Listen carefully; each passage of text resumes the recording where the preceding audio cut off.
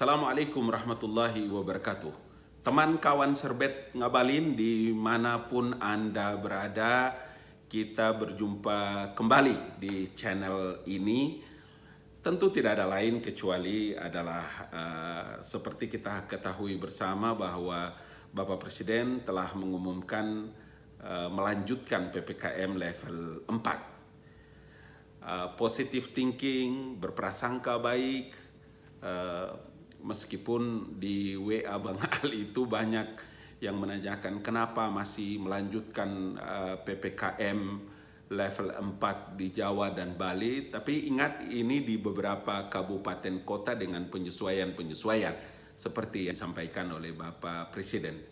Satu yang harus kita sadari bersama bahwa keputusan melanjutkan PPKM level 4 di beberapa kabupaten kota dengan penyesuaian-penyesuaian ini tidak ada lain dan tidak ada bukan kecuali adalah satu keputusan yang penting dan upaya untuk menyelamatkan jiwa dan nyawa-nyawa manusia Indonesia. Ya, level 4 di Jawa dan Bali. Di beberapa kabupaten dan kota itu sudah ditetapkan dalam instruksi Menteri Dalam Negeri nomor 27 tahun 2021 tentang PPKM level 4, 3, dan level 2 di Jawa dan Bali. Kemudian ada juga instruksi Menteri Dalam Negeri nomor 28 tahun 2021 tentang PPKM level 4 non Jawa dan Bali.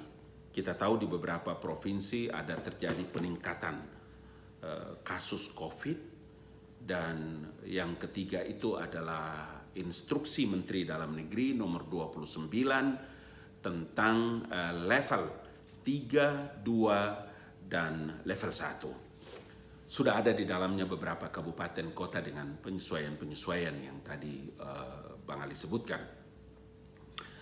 Ada hal yang memang harus kita punya pandangan dan pikiran yang sama. Untuk dan atas nama negara, pemerintah harus mengambil keputusan untuk melanjutkan PPKM level 4 ini karena pemerintah tidak boleh mengambil keputusan yang keliru, ya, harus dengan perhitungan yang matang. Presiden mendengarkan berbagai masukan, pikiran, sumbangan dari para ahli kesehatan, epidemiologi, kemudian berbagai aspek dari universitas, itu untuk Presiden memastikan bahwa keputusan yang beliau ambil itu adalah untuk menyelamatkan jiwa dan nyawa manusia Indonesia. Ya, tentu saja bahwa tidak hanya di Pulau Jawa dan Bali, tetapi berdasarkan instruksi Menteri Dalam Negeri di beberapa provinsi yang kita tahu di Kalimantan, di Papua, di Sulawesi, di Riau, dan beberapa tempat yang ada di dalam instruksi Menteri Dalam Negeri.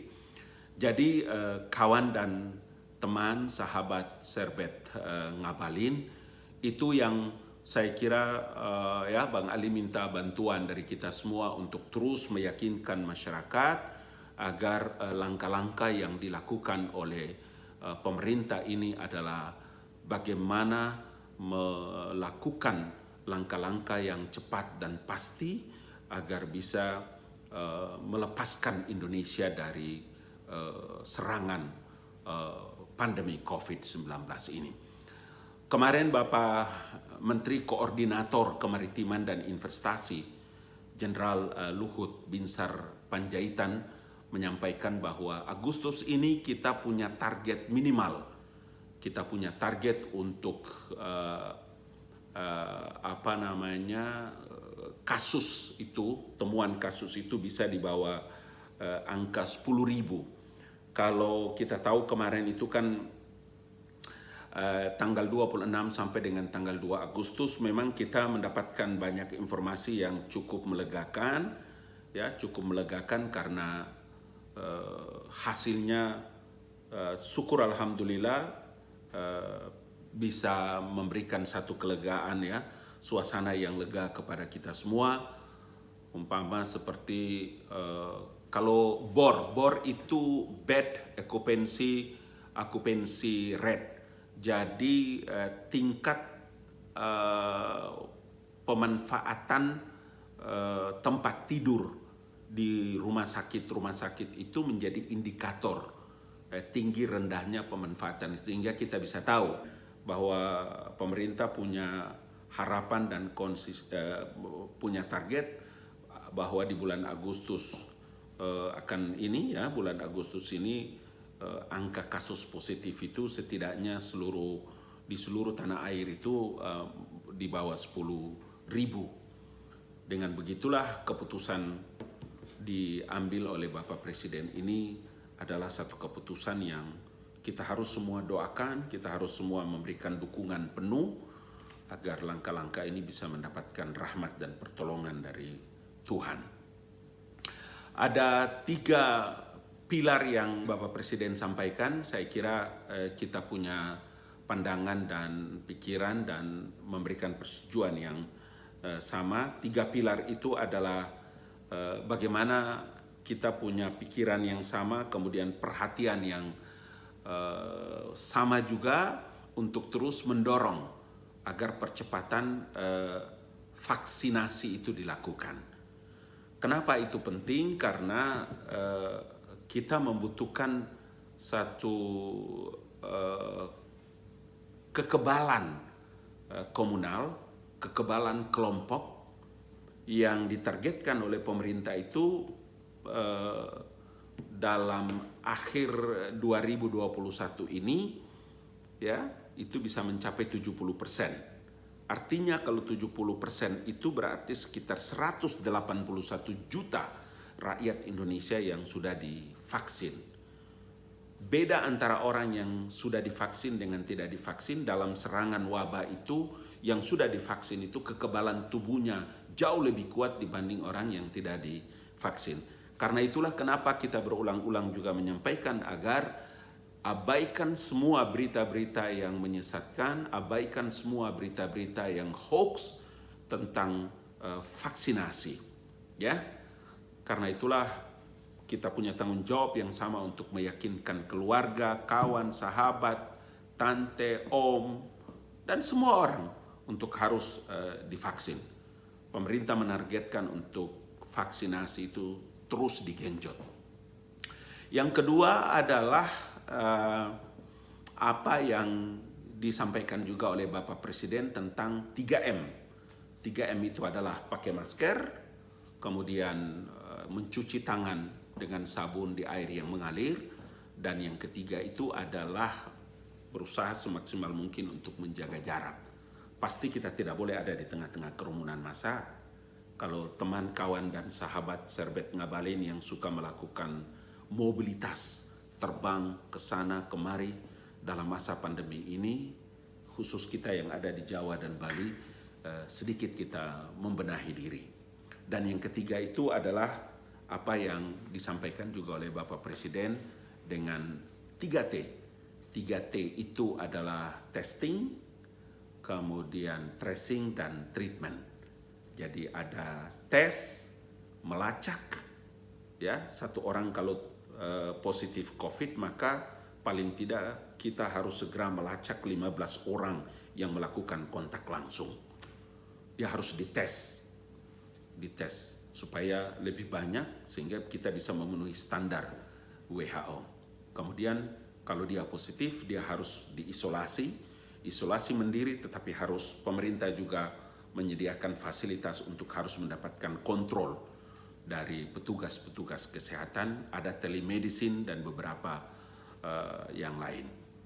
Nah, itu yang kenapa penting untuk harus juga Bang Ali sampaikan lewat Serbet Ngabalin agar teman, kawan, dan sahabat sekaligus juga ini menjadi bagian yang terpenting untuk harus dikabarkan kepada semua kawan dan sahabat.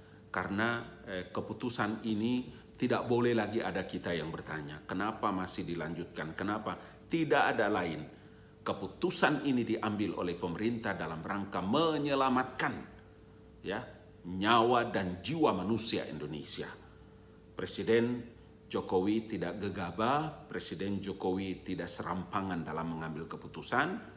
Untuk dan atas nama negara beliau harus bertindak tepat dan untuk bisa melakukan satu keputusan yang baik. Kita mesti bersabar seraya memohon pertolongan kepada Allah Subhanahu wa taala, Tuhan yang begitu sayang dengan negeri tercinta ini. Tidak mungkin keputusan-keputusan terbaik ini bisa mendapatkan hasil yang maksimal kalau tidak mendapatkan dukungan dari seluruh lapisan masyarakat. Begitulah pentingnya ya tugas dan tanggung jawab Bang Ali dengan teman-teman di kantor staf Presiden untuk terus menyebarkan informasi-informasi yang baik dan benar kepada kawan, sahabat, teman, Serbet Ngabalin. Dan karena itulah kita sekali lagi berdoa, sayang diri, sayang keluarga, teman, kawan, dan sahabat. Seraya kita terus mengirimkan doa dan ketulusan hati kita kepada banyak orang-orang terkasih di sekitar kita, tenaga-tenaga medis, tenaga-tenaga kesehatan, para dokter, para perawat, orang-orang terbaik. Mereka terpergi dengan sangat cepat. Kita mengiringi doa, ya, tidak boleh lagi ada jatuh korban. Pemerintah berusaha semaksimal mungkin seperti itu dengan mengharapkan kesadaran dari kita semua. Semoga Tuhan yang Maha Esa, Tuhan Allah Subhanahu wa taala memberikan rahmat dan karunia kepada kita semua, kemudian kita bisa terselamatkan dari wabah corona dan varian baru ini. Salam sehat dari saya, dari lubuk hati yang paling dalam, menyampaikan salam dan doa untuk semua kawan yang sempat menyaksikan apa yang Bang Ali sampaikan melalui channel Serbet Ngabalin. Terima kasih atas segala perhatiannya, mohon maaf atas segala kurang dan khilafnya. Shalom, Om Santi Santi, Om Namo Buddhaya, salam kebajikan rahayu, hadanallahu wa iyyakum ajmain, wassalamualaikum warahmatullahi wabarakatuh. Jangan lupa like, comment, share, and subscribe, dan aktifkan loncengnya